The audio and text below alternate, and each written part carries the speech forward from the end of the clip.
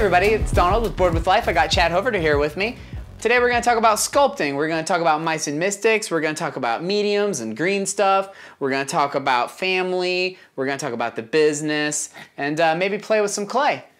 Well, Chad, thanks for sitting down with me. Great. Have a little chat. So tell us a little bit about yourself. How'd you get started in this game of sculpting? Well, I've always been, well, actually I haven't always been a gamer. I got into gaming when I was in college. I got into Magic. And that kind of led me into walking into a game store to buy some Magic cards. I saw somebody playing 40K, saw somebody playing Necromunda, then I dumped Magic, sold all my Magic cards, got straight into that. And then through the process of just painting those and converting those and things like that, I just started getting the idea. I was like, why can't I just stop converting things to look like I want them to and see if I can make my own. Nice. Did you have experience with sculpture before that, or did you just jump right in? Not at all, yeah. I've always been an artist of some sort, you know, college, high school and college a little bit. I never graduated with anything, but I've always been somewhat artistic, drawing and painting and that sort. It just kind of grew out of the hobby, you know, out of the painting miniatures hobby. So what was the first, like, game that you worked on that got published? Mice and Mystics. Mice and Mystics. Yeah, strangely enough. I sculpted my first little miniature. I was like, okay, this is my first attempt, and it was Indiana Jones, right? So I made a little Indiana Jones guy, and he looked like absolute horrific crap. And then my buddy Jerry Hawthorne was talking to me at Board Game Geek Con about this cool idea he had for a game. And I was like, wow, that sounds cool. Let me sculpt you a miniature. I just started sculpting miniatures, you know. Let me sculpt you a miniature. So I made him this little mouse. And it was like really kind of good. So he freaked out about it. He's like, wow, that's really cool. And then he showed it to Colby, who's Plaid Hat Games, the owner of Plaid Hat Games, who published Mice and Mystics. And he was like, I didn't know we were already doing this. So all of a sudden I had a commission for 10 miniatures and I had sculpted 2. Wow, so, that's awesome. Yeah. So, I mean, you were sculpting miniatures for Mice and Mystics right out the gate. That was your first? That was my first experience. That's really exciting. And that was a huge hit. People love those sculpts. I know, and it's continually amazing to me every time I hear somebody talk about it or see somebody painting the miniatures. I'm like, wow, I can't even believe it sometimes. That's wild. I mean, so you're doing the expansions as well, I'm assuming? Yes. I brought a couple of little sneak peeks to show you for the expansion. Yeah. Can we take a look at those? Sure, yeah. So I've got one here. This is going to be a gecko, a little gecko hero. Nice. All right. His name is Jacoby. He's coming up. He's almost finished. All these are works in progress, so don't judge me too harshly just yet. I dig his cape. Yeah, right on. Well, that's one of the unfinished things. That's funny. That's awesome. Yeah. So that's in the works, so you can hold on to that. And this, this is a froglodyte. That is rad. Yeah. So, and he's got a little, he's got a little sand dollar for a shield on his back. Yeah. And you guys are familiar with Mice and Mystics, so these guys are going to be really difficult to deal with because as soon as you try to attack them, if they roll a little starburst on their roll, they flip back through spaces. Oh, sweet. So, yeah. They're jumping around? Yeah. That's rad. So, yeah, you know on that one too. Yeah. How much of these is like coming from Jerry and how much from you? All of the artwork comes from Plaid Hat Games. They have John Ariosa, who worked on Mice and Mystics, you know, the first one. And I tell you what, man, the artwork is just, John Ariosa has put out some great stuff. Nice. And I consequently have had to step up my game a bit too. So, so he sends you art, and then you turn that into a 3D sculpture? Yeah, every now and then I ask for like a back sketch or something, and that's kind of fairly typical in the concepting industry for sculpting miniatures, you know, a front view and a back view so that you kind of, otherwise the sculptor has to kind of make up the back. Nice. So what kind of process do you normally work with? Do you start with like it bigger and like make it smaller as you go, or do you work this small? That's the size. Yeah, I use a magnifying glass for sure, or a headset with a little visor flip down thing. Nice. Yeah. So these when you're working with something this small, I mean, what kind of medium is this? Well, I started out using you can see the stuff that's green. It's called strangely enough, green stuff. It's actually not its trade name. Its trade name is Neatite. Neatite. And it was developed for the plumbing industry to, plug holes. But it turned out to be a wonderful medium for sculpting miniatures, and and specifically because the process of like making a metal miniature involves heat and pressure. And the green stuff was really flexible, and it was one of the few substances that wouldn't like shatter under the heat and pressure for making a mold for metal miniatures. So it caught on in the industry because of that. Nowadays, things have changed. Technology has advanced quite a bit. So there's other materials. So the gray stuff is a polymer clay called Fimo. It stays wet the whole time I'm working on it. So I can work on it for an hour, set it, come back to it 5 days later. It's still malleable, and I can still poke around. The green stuff dries in a couple hours. So you've got to really know what you're wanting to do, get that done before it starts getting unworkable. So, nice. So for me as a part-time guy, I have a full-time job. I do this at night. The polymer clay is the way to go, because I can make something and leave it and come back the next day and make something. So you jumped into sculpting and you're making it a career. Is that something that your family has understood, or do people look at you, like, do your friends and family who aren't necessarily geeks look at you and go like, what are you doing? What? Yeah, I get a lot of what is it?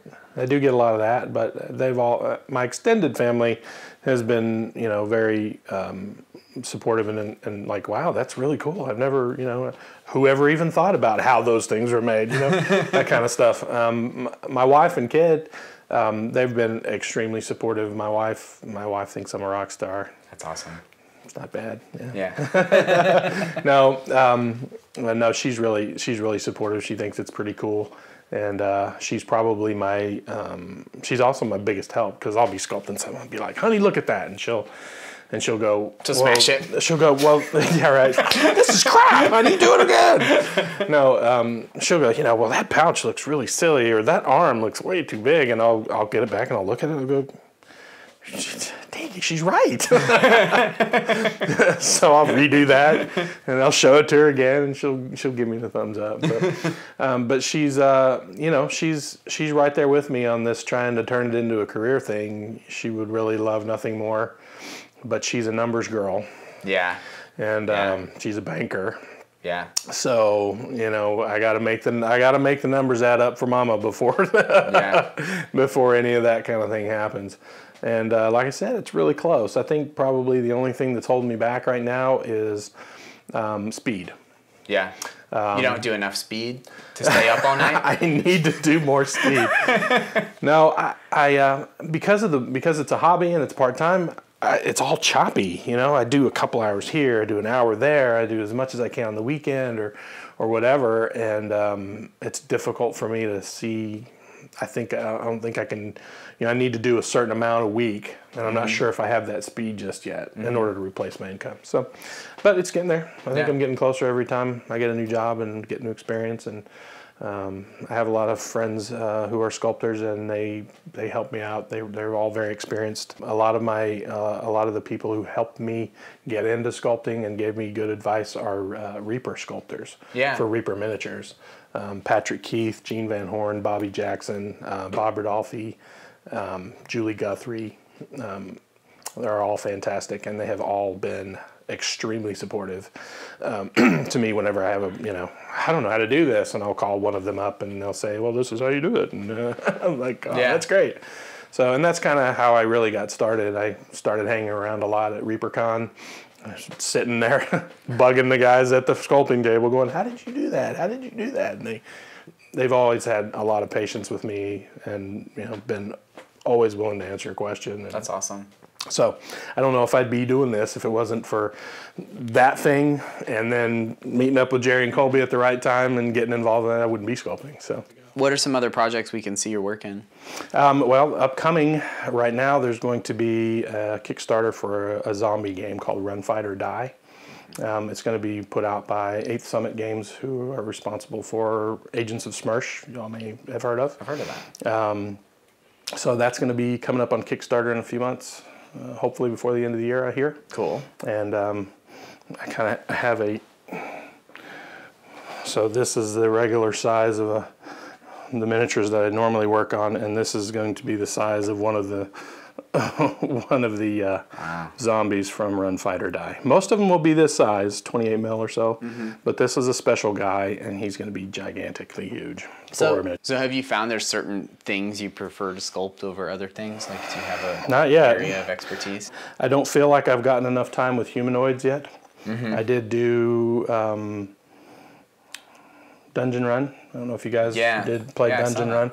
And that was the first time since I sculpted the crappy Indiana Jones that I did a humanoid figure. Yeah. So those were a little touch and go, but I enjoyed that, and I looked at those, and those looked those look good. Yeah. So there's more of those coming up as well for Dungeon Run 2. Nice. And then sculpt some more of those. Those will be fun, and I'll get a chance to put all the new stuff that I've learned together and make those really fantastic, I hope. So you worked on the Bioshock Infinite game that Plaid Hat did. Yes, I did. Those pieces are really rad. They're very neat, and they're very tiny. You see the pictures of the new mice. The pieces for Bioshock were less than half that size, which is pretty amazing. Is there a game? Is that the game that's giving you the most trouble? Yeah, those were pretty hard, and just to honor the license, I tried to stick as close to the concept artwork that I was given. Which is pretty tough at that size, and then you have some detail loss from the plastic molding process. So, but they came out really well. I'm very happy with the way they came out. Cool. The Songbird's really rad. Yeah, that thing's crazy. That thing was crazy. That was the craziest one I had to do. Yeah. So one thing I've always thought was really lacking in like sculpts of mice was the human breast. And apparently Jerry, when he was here for an interview, he told us that you got a little bit of a teasing about the human breasts. A little bit, which surprised me. When I went to do the mice for Mice and Mystics, and Lily came up, I was like, okay, she's a girl. How am I going to make sure she looks like a girl?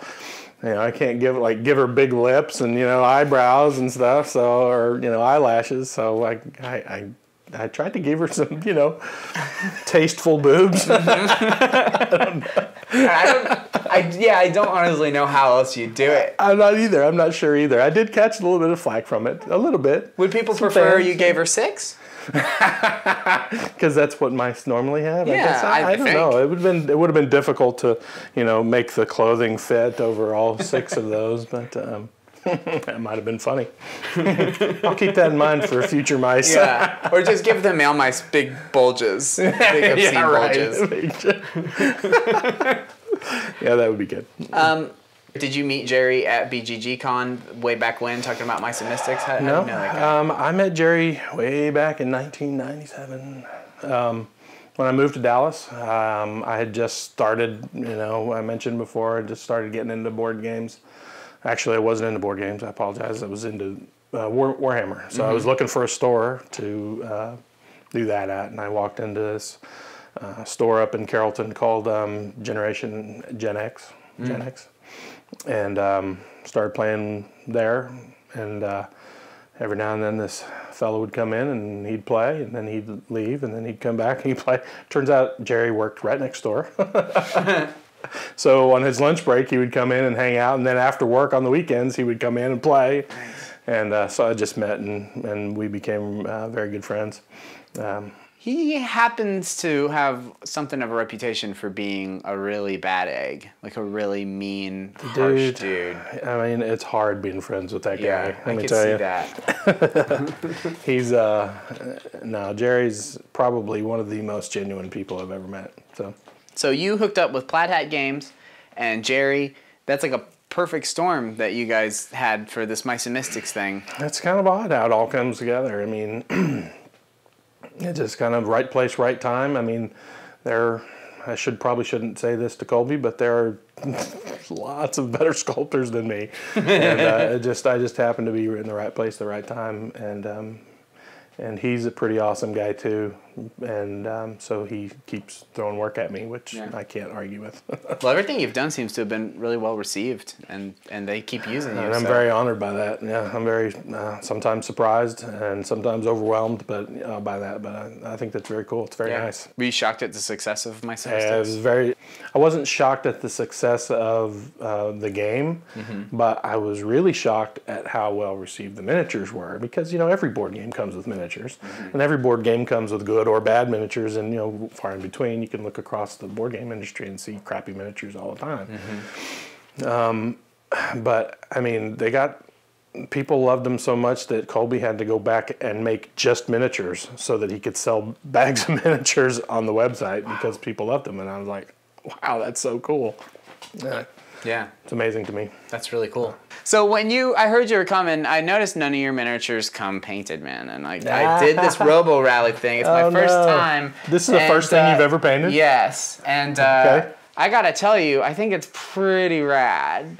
So I think that the next Mice and Mystics, you should let me paint all the figures that go out by hand. So did you buy all of your paints at the model car store? I bought them all at Michael's down the street. Right. I used the $1 craft paints. That's got to be Tester's enamel. Not even that. $1 craft paints. They had sparkly one, and I was like, sparkly. This robot is sparkly. Yeah, that's great. Well, awesome. Thanks for sitting down with this, Chad.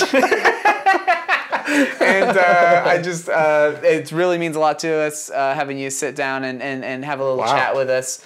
We're just getting this whole thing started, doing interviews and stuff, and we want to cover more aspects of it than just like, let's talk about game mechanics. Sure. It's cool being able to get into the nitty gritty. That's amazing. I can't count on one hand how many sculptors have had this kind of a spotlight. It's kind of freaky, actually. So, awesome. Well, thank you. I really appreciate it. Is there anywhere we can find you on the internet? Yep, I'm at DMG Sculpting on Twitter, and I am on the forums at Plaid Hat Games as well. Cool. My online name there is Cryminysakes. Awesome, rad. Well, it was a pleasure talking to you, and I'm sure we'll see you around. Thanks a lot, Donald. It was fun.